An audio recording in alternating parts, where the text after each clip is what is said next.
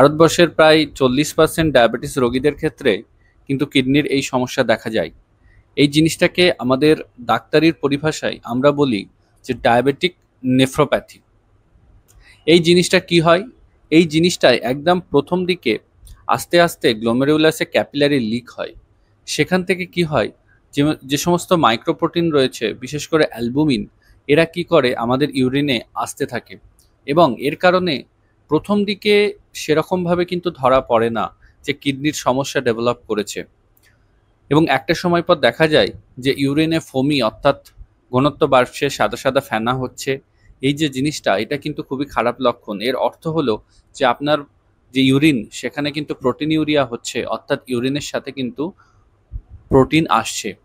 এই যে জিনিসটা, এটাই একটা সময় পরে ম্যাসিভ প্রোটিন ইউরিয়ায় পরিণত হয়ে যায়, এবং তার সাথে সাথে কিডনির ড্যামেজ প্রোগ্রেসিভলি বাড়তে থাকে।